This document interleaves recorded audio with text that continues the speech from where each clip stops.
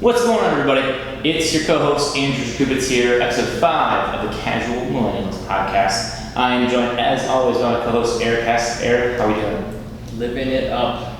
It is hump day. Normally we record on Tuesdays, so a little bit out of my schedule, but that's all right. We were able to get one of my good friends from college, Cody Retlich, owner of Midwest Aerial Pro and serial entrepreneur. Technically, started a lot of different things, done a couple of different things. And I'm excited to talk to you. So how are you today, Cody? I'm fantastic. How are you guys doing? I appreciate you inviting me to join the podcast. I shoot the shit a little bit, find out a little bit more about you, maybe some gems will pop out, we'll see. It's possible. You never know what's underneath the layers. Till we start peeling. It's like an onion. It's like an onion. So many of those. Alright, so I think to start, introduce yourself to people that may not know who you are.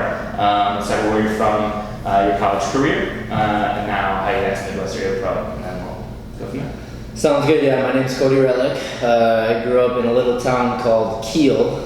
Only about 5,000 people, but as crazy as a small town it is, it's actually in 3 counties, which is nuts. But yeah, grew up normal, regular life. We we lived there my whole entire life. Went to Whitewater for entrepreneurship and professional sales.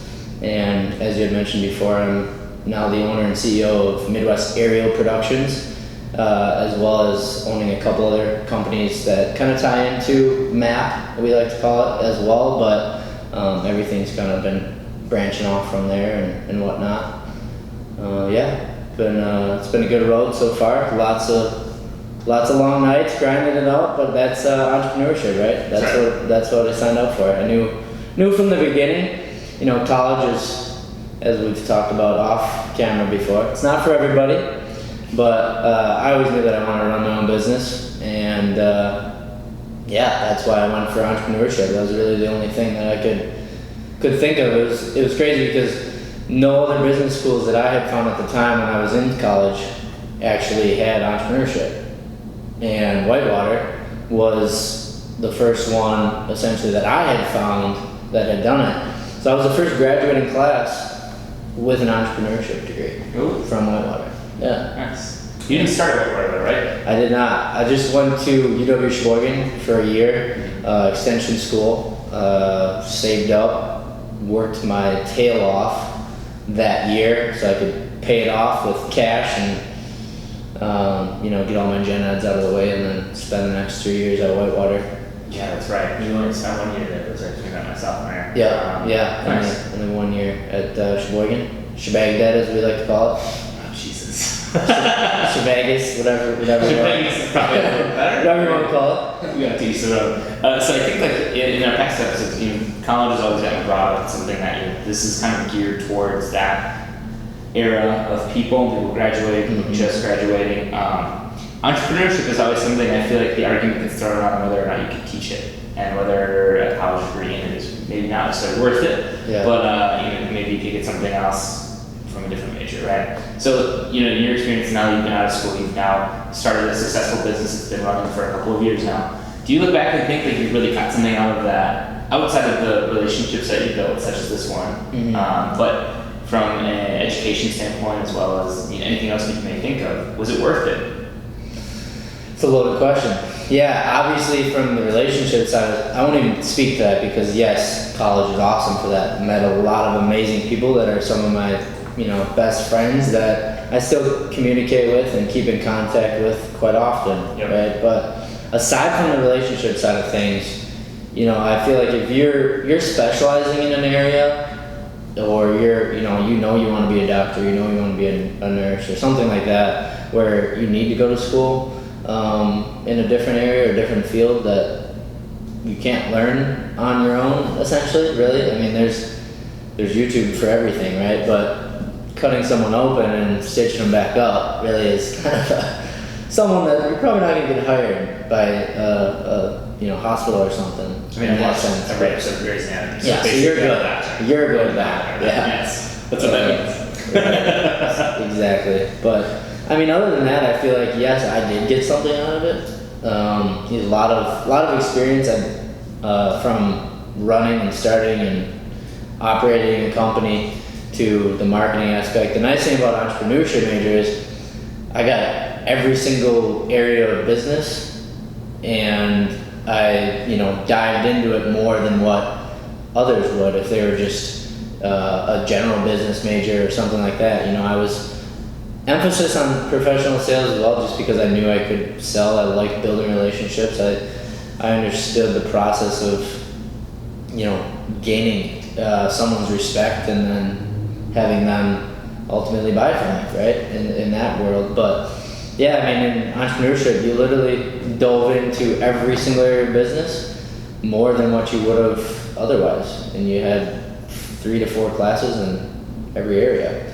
I had to go through multiple accounting courses, multiple marketing courses, entrepreneurship. We started companies, ran them, gave pitches, we'll go to that. I remember my first elevator pitch in Whitewater. Oh boy. Butchered it. And if anybody else is listening there, remember me or anything about it, it was great because it was awful.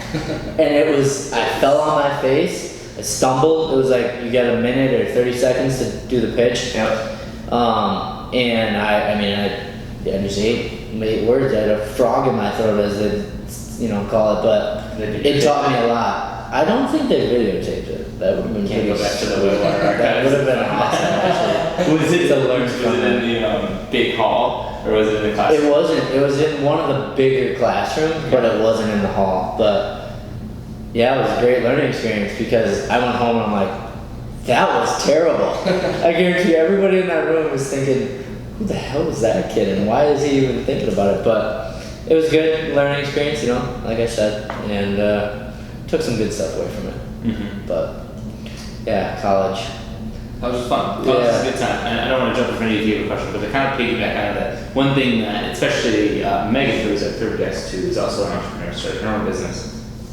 She went to college in Madison and talked really about the learning from the individuals who were there, who will give you more harsher constructive feedback as well, and they're there to support you and help you, instead of maybe trying to get something from you or somebody in a business role might. So do you kind of see, especially when you talk about the elevator pitch and butchering it and kind of falling in your face, as maybe a place to learn with less repercussions of kind of failing in that, but in a safer environment where you don't lose a deal or you don't lose out on that networking opportunity? Yeah, I think that's fair to say. Also because I started and ran essentially 3 companies from the start of my, major classes to the end, which I didn't pay for a lot of it, right? Yeah. We're not essentially running all of them and starting them from, we are, but a lot of them went on and ran those companies. I still know of quite a few of them. One of them actually, sold his company and made a good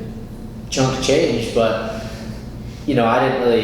I didn't find something that I was truly passionate about or really wanted to do from that, or from any of those companies and running it, but yeah, you'd be able to learn a lot faster because you do have in school, and our instructors in entrepreneurship were entrepreneurs. Yeah. They had their own companies. They were running them for, 5, 10, 15, 30 years, some of them, and they had a lot of experience, whereas I wouldn't have, right? Mm-hmm. Mentorship is in anything, in any industry or any career or whatever path you're in. Mentorship, finding the right people that you connect with and that can ultimately teach you what they know faster than what you can learn yourself. That's the greatest thing that you can have, to excel yourself, faster and learning and understanding a lot quicker. But having those instrucors that essentially I was paying for that, but it's still, you're getting that experience and that knowledge, and ask questions to people that you Respect. would have, and would not have been able to meet in a different sense. Sure. Or a different way. Oh, it's cool. It sounds like your kind of actual take in going through college is a lot different than what I went through. Yeah. Just because it's a lot more hands-on. You're actually dealing with people who are or were or whatever entrepreneurs and then start their own business. I feel like, I know that most of my professors never had a day of actual corporate or finance experience in their life. And then I found that hard, you know, like you're talking to me about ethics or you're talking to me about financial rate, you know, whatever it is, and you've never stepped foot in that actually. Yeah. There were a handful of ones that were, you could tell those the ones that were a little bit better. So I think that's interesting that you actually got a bunch of different type of education in that. Yeah, I mean, even the sales side of things too. I mean, everybody's technically, I mean, some way or shape or form, I feel like has to sell or, you know, sell their boss or sell themselves or sell their ideas, whatever it is in what position you are. Sales was an awesome thing, and it's not a minor or anything, it's an emphasis on it, but public speaking, getting up in front of people, doing that type of stuff consistently for classes, that was big time helpful as well, you know. Oh, yeah. And especially in the sales world. I went into sales for 2 years after college first, before starting my company, so kind of had the experiences from them as well. Yeah, how was that? Good and bad, yeah. I mean, the company. You don't have to name the company. Yeah, I won't name the company. I won't. But you know, I have nothing against them, I guess to say. I mean, but it was a great experience. Learned a ton of stuff, procedural stuff. You know, how to run a CRM, how to keep a sales funnel, how to move people through that sales funnel, how to cold call, how to make phone calls, scripts, everything. So one thing that I learned is how to just get after it and get business, because literally you could go out there and sell anything to anyone as long as they trust you and they buy you and you know, ultimately then they'll buy from you. But just to put it in perspective, we had to every month from my sales job, we had to have 16 appointments, 6 demos, 6 assessments, 300 phone calls or 300 cold calls. So like me taking a business card from someone in my territory, right, limited territory as well, and making 500 phone calls every month. So the nice thing about that was, yeah, I'm getting out there grinding, I'm talking to people, I'm falling on my face, I'm not afraid to knock on doors and pick up the phone and dial. But the bad thing was, and one of the things with the company that unfortunately was a downfall for a lot of the sales reps, was if you didn't hit those numbers, they'd take that off your paycheck, which is motivation in a lot of different ways to help you get out there and not, you know, fall short of that number. But on the other hand, you know, if you're hitting your sales quotas consistently and doing this stuff too, you know, there's always that give and that take. But that was a way that it really kind of pushed me. And even today, I do the same thing. Like today, hump day. Usually make hump day my phone call day. In the office, I'm busting on calls. I'm calling new people. I'm calling old clients to check up, to just see how they're doing, if anything's changed with them, moving business, getting projects done. So it really puts my feet to the fire too of, all right, I know Wednesdays are my day to just hit the phones and catch up and do that type of stuff. So it did also provide me a good sense of work ethic in that regard in the sales world, you know. And that's not easy, and that's not definitely not for everybody. Agreed. Yeah, I think that's super interesting, because I think, and I was thinking about asking this question earlier, and I think maybe it's just how to phrase it differently, but like majoring in entrepreneurship, you sold it pretty well. Kind of, you're taking a little bit of everything to understand how to run a business, right? Mm-hmm. But you also, I mean, since I've met you, you were kind of just a salesman at heart. I feel like you could talk to anybody, you could go up, you could sell anything to anybody, right? So, I mean, to have that aspect, but maybe you weren't as great on the finance and the accounting side. So was there any kind of like, looking back, go, maybe what if I would majored in just accounting and I would have had maybe minored in the same minor, right? So you still get that experience. How would that have changed, do you think, the outcome of your business now, if anything at all? Because, I mean, you may just be able to do a lot of things yourself as well, as do all this. I would have never majored in accounting. I can tell you that much. Accounting 2 or whatever, managerial or financial, I don't know. That was tough enough for me. I didn't need to go past that point. Sure. I got enough to be dangerous and enough to know what I need to know, you know, and now I have people running that side of it for me, but I would have never done that. But different areas, you know, like maybe marketing or things like that. But then again, I wouldn't have had the experience of actually, how do I start? How do I start a business? Do I how do I create an LLC? What do I do if I need a C corp? What an S corp is? That type of stuff. From actually organizing a business, do I need articles of organization, bank accounts, credit cards? You know, are they 1099? Are they employees? All the stuff that people don't think about while running a business, but then getting the marketing side, figuring out for operations, finance, you know, all that stuff that comes together to run a business. Whereas, you know, I think makes me a better CEO than what it would have been if I would have, you know, targeted a specific major. Back to the whole entrepreneurship thing. But that's a good point. I hope there's people listening that are like, oh shit, I didn't even think about that. now I know. Oh, that's good. Yeah, it's interesting. Yeah, that is interesting. So I have a question. I'm gonna phrase it a little bit weird. All right. Do you think you learned how to entrepreneur, like going into school?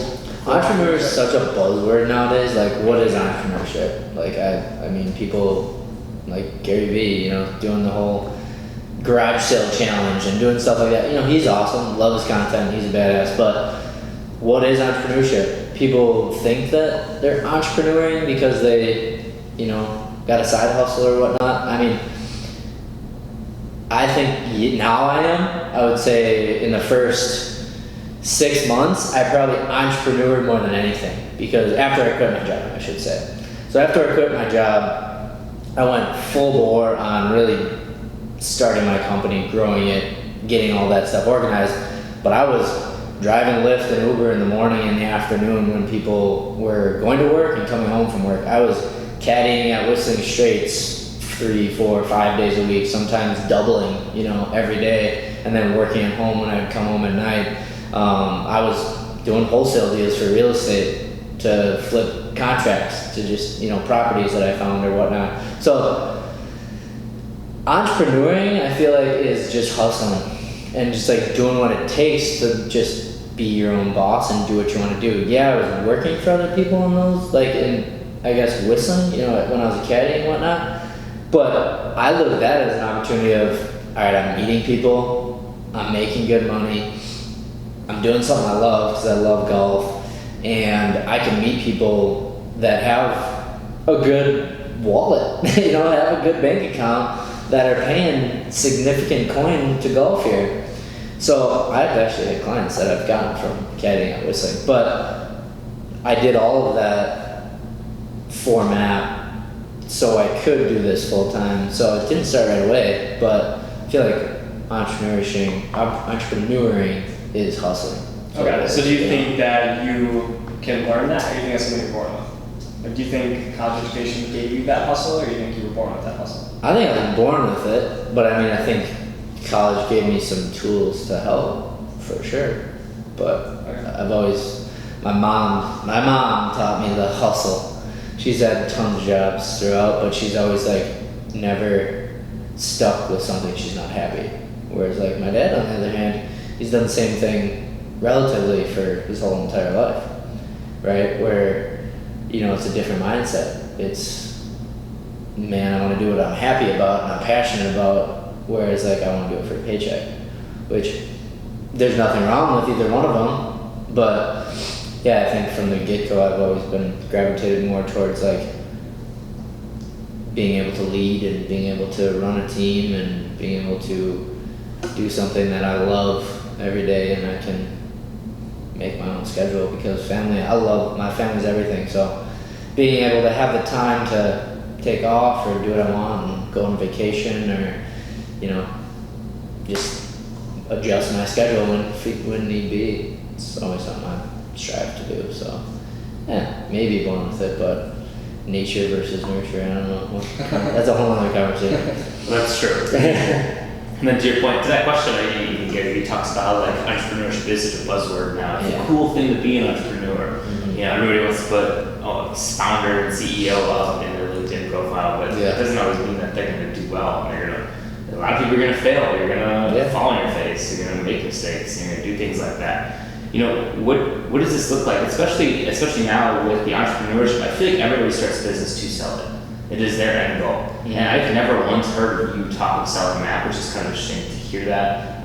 When you hear the exact opposite coming out, you may be playing that, you may be not, but that never seems to be your end goal. It's kind of like you want to run a business and you want to make a good living at it. Yeah.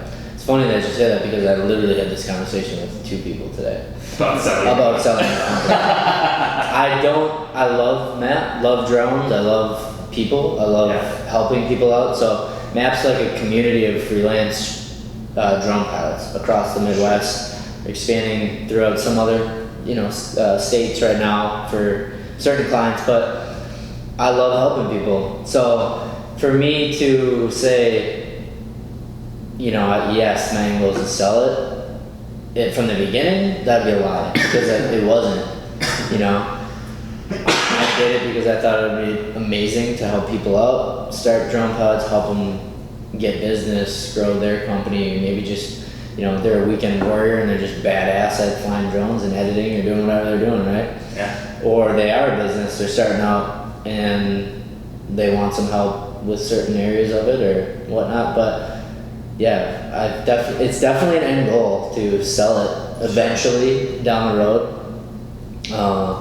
and move on and do something else, because I think, as a lot of people could attest to, and if they're entrepreneuring, they they have that drive to start something that's successful.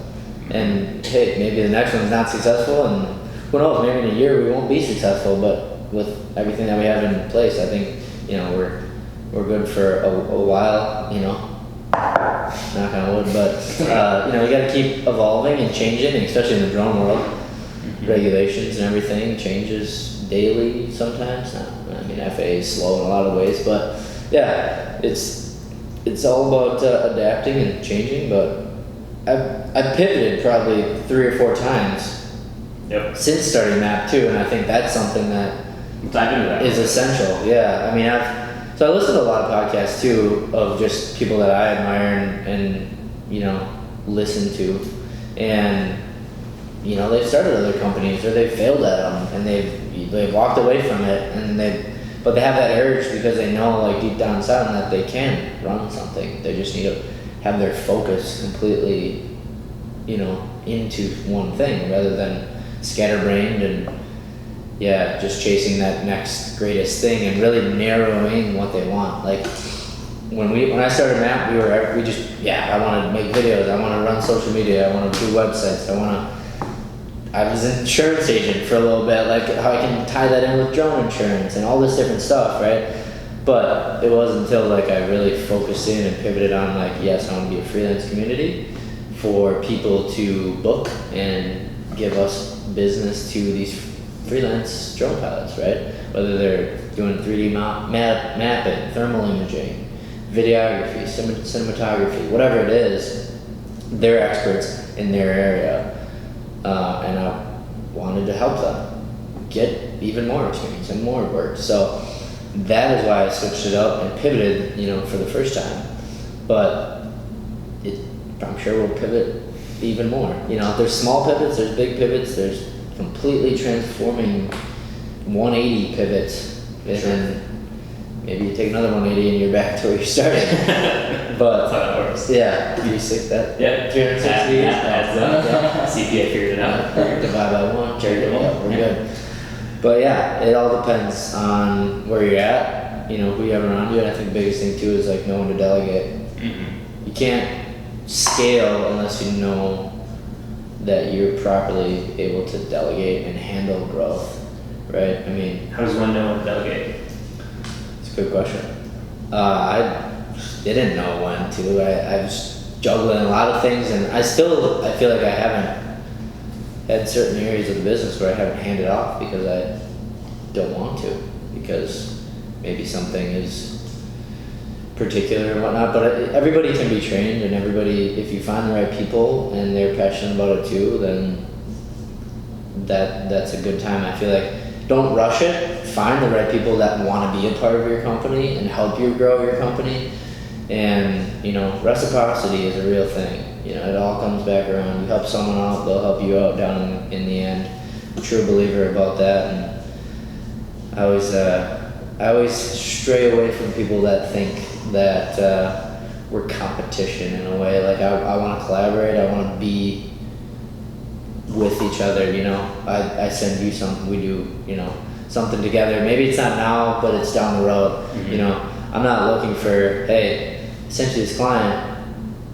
Where's mine, right? Yeah. Like, no, I don't care. Like that doesn't even cross my mind. But I love keeping in contact with people and making sure that what they need is maybe something I can help down the road, possibly. But yeah, it's a difficult thing to delegate. Delegate, build relationships, manage those relationships well.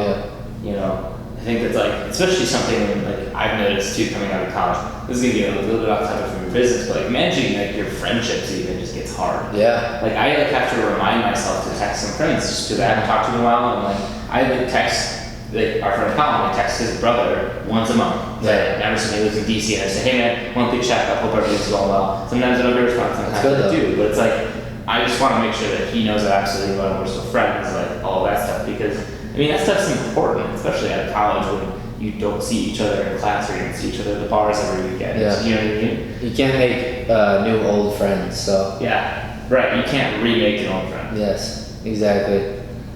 So you gotta keep in contact with them, even if it's just a like or something on their Facebook post or a comment or whatever these days, You can keep in contact so many ways, and it's just too easy not to just do something every once in a while. Sure. To just let them know you're there. What was the biggest thing that you've learned since starting your company so far? Biggest thing I learned: don't be afraid to fail, and just fall on your face. Should you read that in the book? Come on. Yeah, right. It is pretty generic, but I was afraid oh man, what if I screw this up for this client? It's a big contract, they're a huge company. What happens if they don't like my work, or if they don't think that this is valuable? Or one thing too is when you're starting out, you want to price your services to where you can get the business, but not lose much. Not Sure. price yourself out of it, but then also make enough where you're more than breaking even and making some money. So that's the biggest thing is too, figuring out what you're worth. Don't be afraid to charge what you're worth, and don't be afraid to say, hey, this is what I charge, and this is my services, this is what the value you're gonna get from it, this is how we're gonna help, how we can grow and start, building a relationship from here on out. And then, once they have buy-in for that, then they'll come back for you for other things or whatnot. And also, I think just the one thing to just add and agree with what you said, just with everything that you've learned, it's best things to learn. I completely agree with everything. And you said talk about pricing, don't undervalue yourself. Yeah. We've found that when you actually set your prices for what you're worth, that we've had our clients, or new clients especially, respect us a lot more than if you're really just doing things at cost and kind of, I don't want to say look over you, but just oh, he's just a kid, doing this as a freelance thing. We actually started to price it accordingly and only take clients that were a certain size, and that's what's our biggest point. Yeah, starting out, people just want to, get business. Right. But I would say, create a price sheet for your services, sell sheet, whatever you want to call it, and stick to it. Yeah. Yeah. They'll respect it. Well, and then to your competitors too, you're not competing on price, you are that good at what you do and you are worth that amount, right? So you're not stealing clients away or only winning clients because you are the lowest price. You're winning clients because you're good at what you do and you're able to actually beat them in a competitive market. That's the best thing I feel like you could do if you were in that position. Not that I am, but absolutely. People buy from people, not from a price tag. That's right. Essentially, the price tag is a factor out of many factors, but people buy from people they like. Mm-hmm. Or have a great reputation. Yeah, absolutely. And great work. Yeah. It all goes hand in hand, but it's not price only. It's not hey, I'm going with that one because he's got the price I want. It's not the way it works. In today's world anyway. No, for sure. We've had people tell us oh, you guys are on the pricey side. We have someone who can do it for half of what you are. It's okay, well, if they truly can do the work that we're going to do for you, you should go with them. Mm-hmm. We'll just say that straight up. And don't be afraid to let them walk. Oh, for sure. Yeah. We have lost clients that way, or we think it's that way, but majority of the time it works out. Yeah, I mean, they try their services, maybe they'll come back. Yeah, you never know. Come fix what they The did. proof is in the pudding. Who's they? The people, probably Gary Vee. They, DJ Khaled, they. That's true. The DJ Khaled. Yes. What else you got? You're the entrepreneur, man. I'm just sitting here taking notes. No, so you haven't really talked about like exactly what MAP is. So give us your elevator pitch. Just don't fuck up. Yeah, I did that now. Yeah. No, so MAP is a freelance community for drone pilots around the Midwest, specializing in a lot of different areas, industries, but they, like I said before, they're either businesses, freelancers, weekend warriors that are awesome at what they do, badasses, or just people that are complete beginners and just want to learn, like how to fly a drone or how to take videos. We do, thermal imaging with drones, 3D mapping for construction sites, inspections for condition reports in some cases, right? If you don't have proper licenses and things like that, but there's a lot of different industries out there. The drone market in general, or industry, I should say, is relatively new for an industry, right? I mean, first consumer drone was introduced 9 years ago.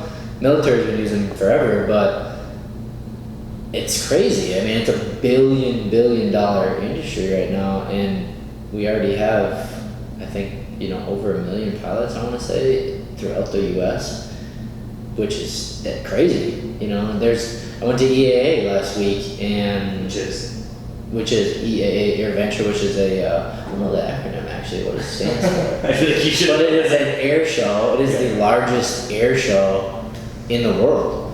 People come from all over the globe to come to this. I think there's over 600,000 people there for airplane enthusiasts, and we were in the drone tent, part of like a drone media group, talking about drones, flying drones, giving tutorials, just talking about how to start a company, how to take aerial photography, videography, thermal, all kinds of stuff. But it's really cool to see because so many people are like, I wanted one, but my wife won't let me buy it. Whatnot. I've had that a couple times, guys come up, even at EA, but it's crazy because you see in our drone tent, there's a flying car for people. Like Uber Air is a real thing now. Uber is looking to create roads essentially in the air, which is terrifying, but it's going to happen. It really will. I mean, you look at delivery with Amazon, and there's companies overseas in Europe that have done it for a while now.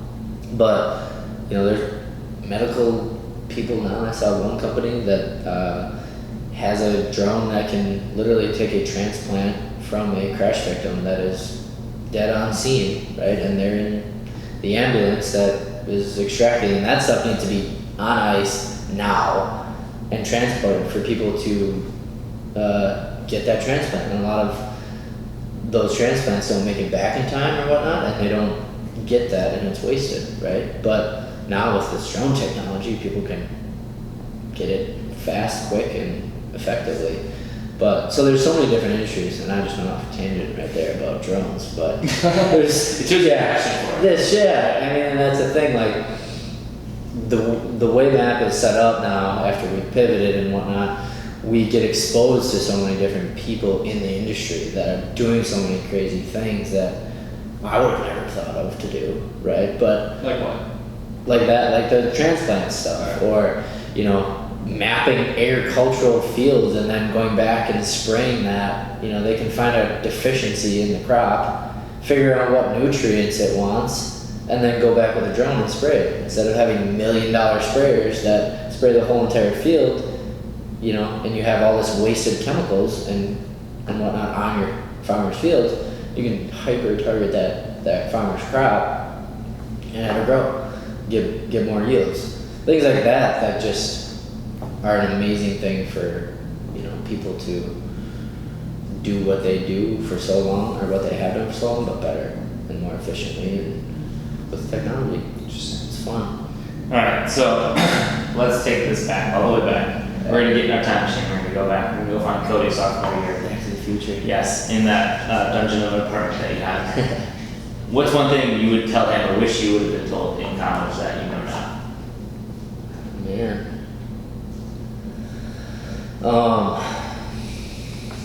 It's kind of cliche again, but just find with what you like to do. You know, what you're passionate about. If you love sports, or you love speaking, or you're motivating people, or you love health or fitness, accounting, social, whatever.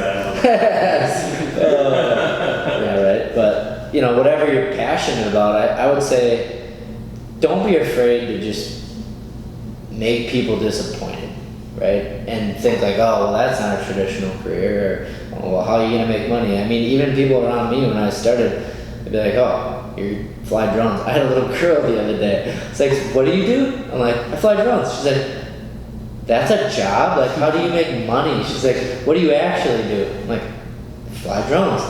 And she just couldn't fathom it, right? And just couldn't understand. But just don't care what people think, honestly. It all matters what you want to do and what you care about, and what your family or your friends or whoever's important to you cares, you know, they'll support you in the end.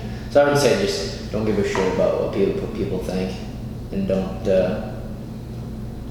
worry about it too much. Don't sweat the small stuff. Sure. And I can't imagine your parents were that surprised when you finally did start your own business after 2 years at your previous position. No, my mom definitely wasn't. My dad wasn't, but he was also skeptical. He was one of those people that was like, so how are you gonna make money? Yeah. What are you gonna do? Like, how are you gonna pay for rent? How are you gonna do this? How are you gonna do that? Very skeptical, but he sees it now. It's taken a little bit, but he's bought in. That's good. As they say, yeah. But it's something that even if they wouldn't support you, and if it's, you know, important to you, they'll come around. At least you'd hope so, then. Right. And if not, well. I mean, shit, a 16-year-old made $3 million playing Fortnite not a couple of months ago. Right? Crazy. And that's another thing, you know. My fiance is a teacher. She always asks kids, what do you want to do when you grow up? I want to be a YouTuber. I want to play video games. I want to be like Ninja. I want to do this, that, and the other with what they can and what they see on the internet, you know? And that's the thing. You can nowadays. There's so many ways to make money. So find with what you're happy and what you want to do, and find a way to make money with it. It's kind of funny. YouTube's almost become like old school now to be like a YouTuber now. Yeah. Like it's so switched to different platforms and different mediums now that like, because there were YouTubers like when we were coming up, but I don't think there was as much money or as much visible money in it at least. Yeah, I mean, they don't go on ads and stuff like it. Don't take back. Yeah, they were as YouTube ads are getting real popular. I mean, they have been, but they're huge now. Yeah. Well, there's just so many more that they've been throwing in videos. You know, like there's just so many different types of YouTube ads. But their monetization rules on YouTube ads or on YouTube videos I've heard are just terrible. Like I feel like every time I watch a Rogan podcast, he tells me to like watch out of the monetization you pulled from the video. Love Joe Rogan's podcast. I mean, who doesn't, right? We're basically doing it right now. Yeah. Just without Joe. Right. Yeah. Sure. That's what you agreed to, remember? At Joe Rogan. At Joe Rogan. Yeah, tag him below. Tag him below. To come on our podcast. He's got some good people on his podcast. No, we gotta get Gary Vee on this podcast. That'd be the goal. Do a little live on Instagram or something? Yeah, that's what it would have to be. Get 15 minutes of his time. That's all you need.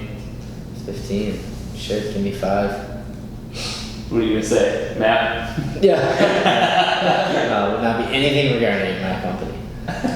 Really? You wouldn't try to sell them anything? No.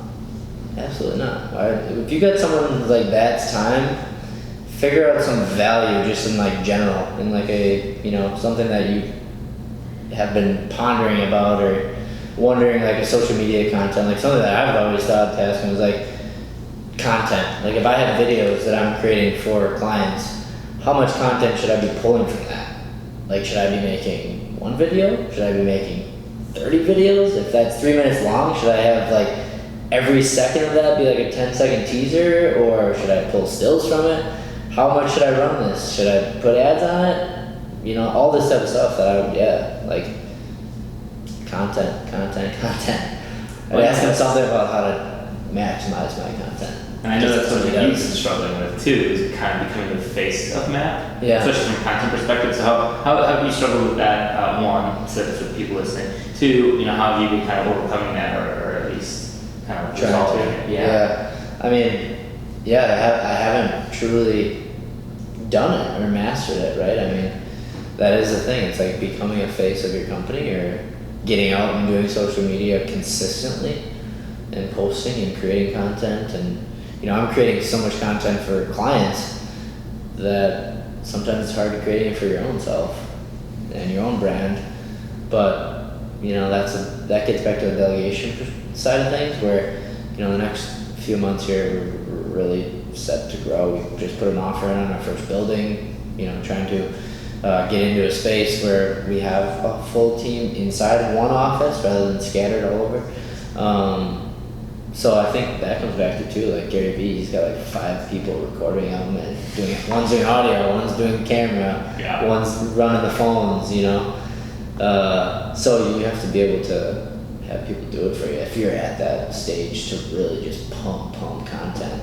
You know, there's some really awesome agencies in Milwaukee even that are doing some really badass things with like Social Surge. Like social, you know, that have, you know, the ability to create badass content and stuff like that, and that they have a team that one guy edits it, one guy's on it, maybe this guy is really good at the audio or whatnot, you know, and you delegate. So do you think it's a lack of creativity around the type of content you need to create? Maybe it's burnout from I'm creating all this other stuff for everybody else. I don't necessarily want to do it for my own company now, like especially because you're not making a direct return from that, or do you think it's something else maybe that's struggling with you on that? I solely think it's a time perspective for me.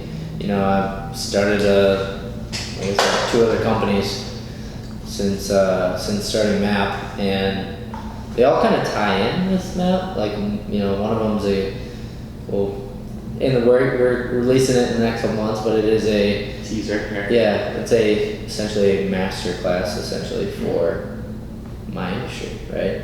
But that kind of ties in with it. It's gonna be its completely own brand and everything, but working on that, you know, still work on real estate and wholesale, you know, that side of things, and kind of do that as more of a passive income and when things come up. But I love the work-life balance too, so it's tough because I enjoy traveling, I enjoy hanging out with my friends and family and doing things that I'm not a 100% all the time, you know, 24/7. It's hard. It is hard. Yeah, you need breaks sometimes too. For sure. And it's like just when to live in the moment and when to gather content too. It's like it's a tough balance sometimes to find. Great examples of being at a concert. When's the best time to just take a phone out, take a 1-minute video, and then stop and actually experience being at a concert, right? You can't be all content all the time. You can't film the entire concert. And maybe you should create a little bit of content, so you should pull out your phone for a minute. But remember where you are, right? Well, that's the thing too, is like, if you film the whole thing, everybody's gonna be like, Retlich at it again, he's filming an hour concert.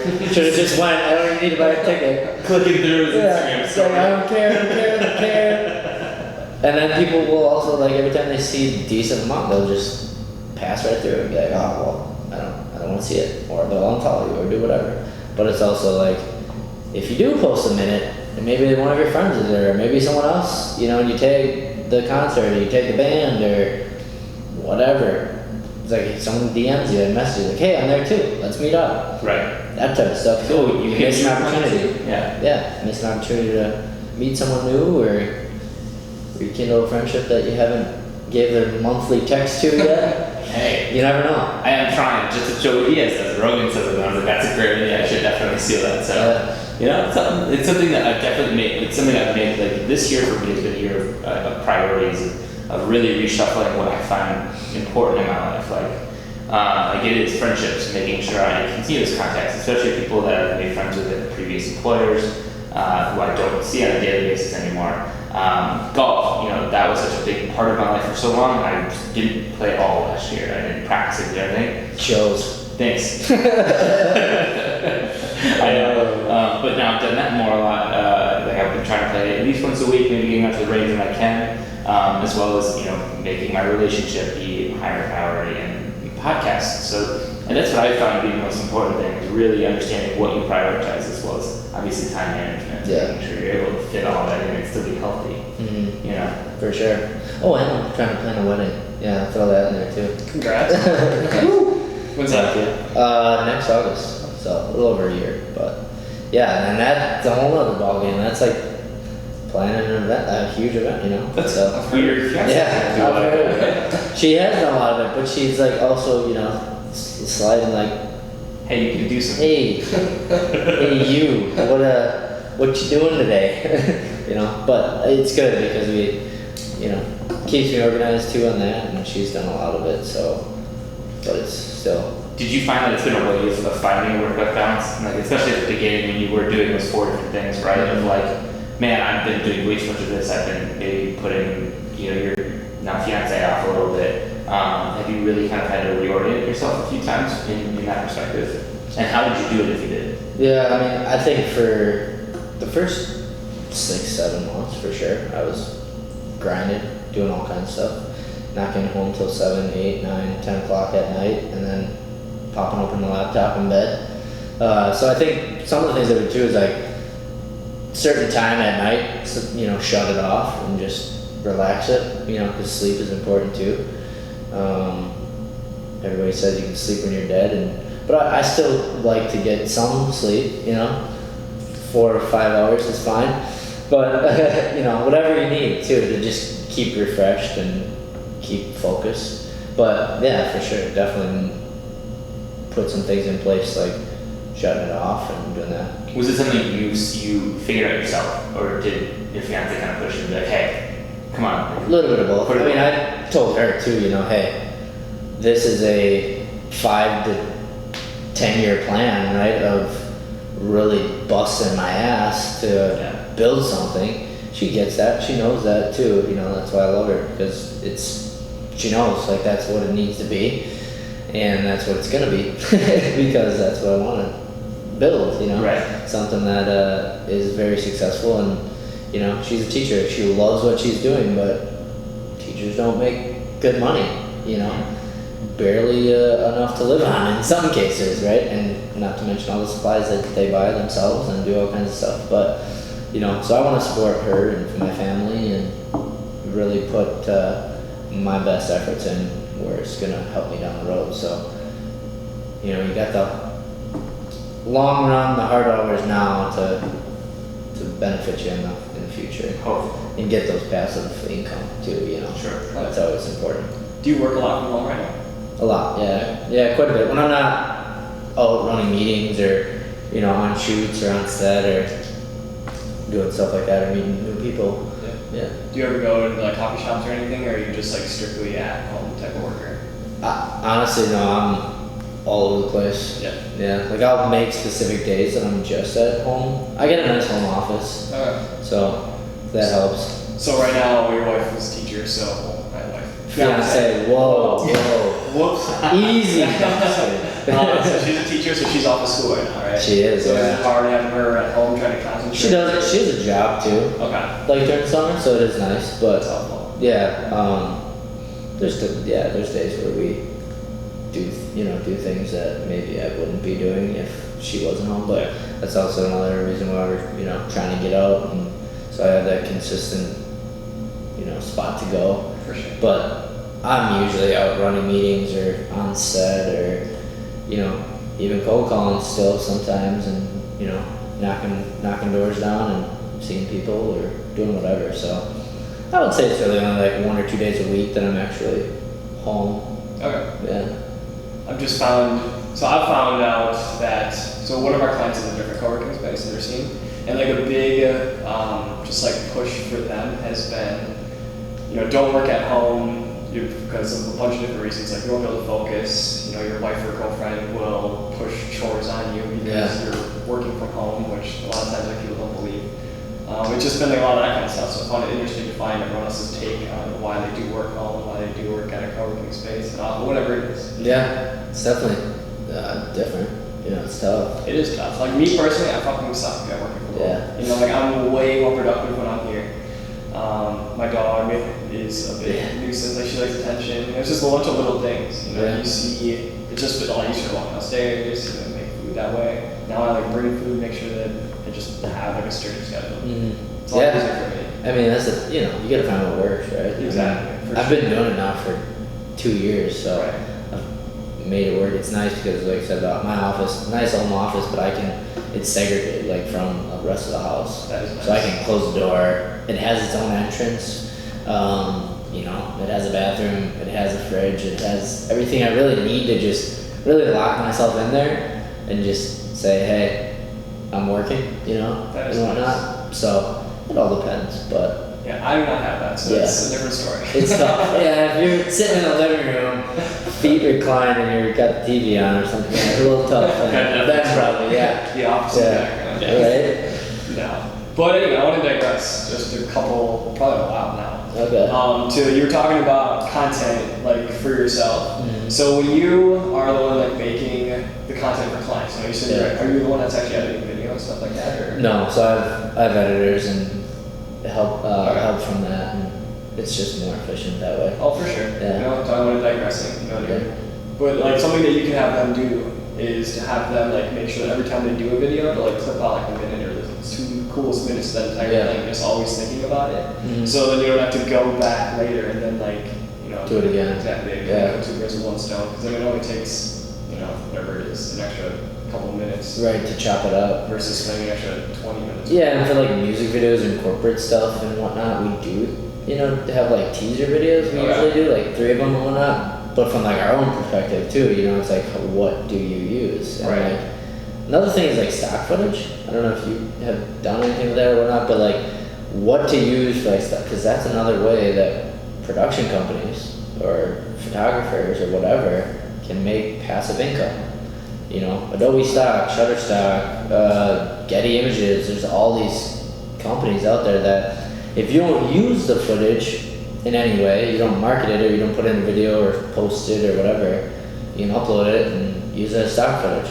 And then every time someone downloads it, you make money. Mm-hmm. So that's a nice way too to make passive income, and you don't do anything, but it's also, we just shot for like 3 days, we have all this footage, what did we use? What should we upload? What are people going to care about? How do we take the time to upload it? Okay, now we get uploaded to 4 sites. Some of the sites don't let you upload it if you upload it to other sites. So it's like managing all of that as well, because it's another revenue stream, That seems like just throw everything at the wall. It seems like, who cares if you upload it to stock photo? People don't like it, then there's a science to it, Yeah, what people buy. Once you figure it out eventually, because it doesn't cost you any money to upload anything, right? Yeah, most of the time too, when you film, you see the money shot, and you know it. You know it's there when you have it. I guess you could say that wrong. Weird, but when you see the money shot, you know you have it. We'll go with that. So like, you're gonna use that most likely in the footage or the stuff that you're gathering for. So it's finding other stuff that you don't want to use that maybe other people find interesting to download and pay for. So yeah, it's constant. But yeah, it's a good idea. Always chop it up while you're working on it rather than coming back to it. For sure. No, the thing that we always find is that clients and prospects, like the first thing that always drops off is their own social. And you said it yourself, like people always forget to do it themselves. We need to focus on them, but and you're talking about you're already growing, so that's good. Yeah. Just finding that happy medium. Yeah, and like personal brand versus company too. It's like when do you post your stuff to your personal brand, and how do you be yourself on both, but then mixing them. Right. But keeping it separate. It's a learning curve, but. Well, it's funny because it's such a new learning curve too, and especially from a personal brand standpoint. We kind of talked about this in our second episode, right? A personal brand, but it's like it's such a new concept. I say in quotes because you never really thought about it, right? Because you haven't been on such a center stage in almost every aspect of your life.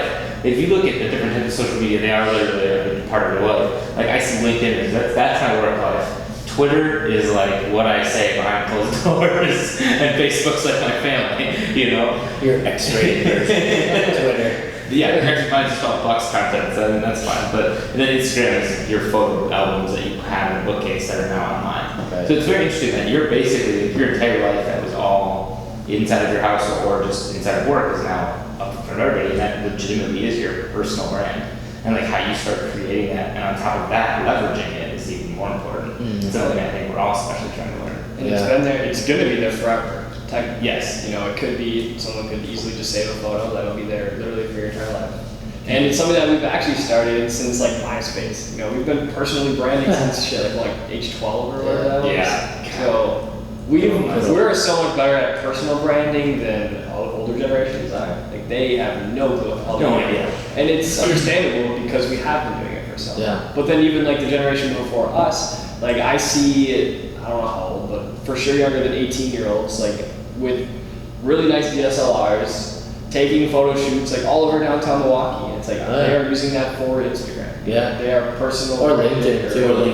There's some people, you know, and I've met with a lot of them, people that are just awesome at LinkedIn, you know, and that's something that I've talked about doing when we go back to that, you know, and everything, but it's finding the time to do that. But they're creating their personal brand and either talking about experiences, life experiences, work experiences, showing off what they learned and talking about it, and that's how they essentially are getting clients too. You know, LinkedIn video is a whole other discussion, but I mean, there's some people that are doing some really badass stuff on LinkedIn.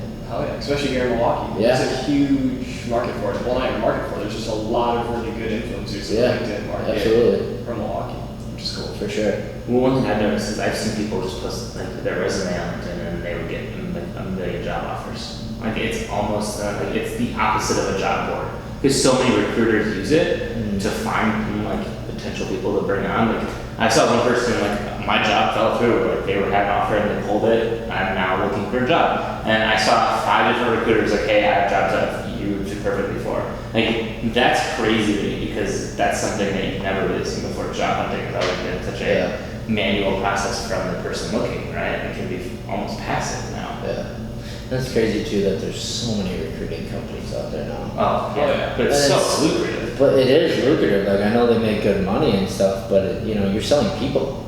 But it's so easy to research those people nowadays. It's like, yep. It also comes back to like Gary Vee and TikTok and how he loves talking about how like your future client base is on TikTok right now. They're like tech Gary. That's crazy. I haven't gotten into TikTok yet. And I haven't done it, but I did because so I follow a lot of podcasts in like the marketing space, and TikTok is adding their own ad platform now. And then they were saying that like 70% of users are under the age of 25. And I was like, okay, well that makes 30% of the people above the age, you know, that never actually have buying power.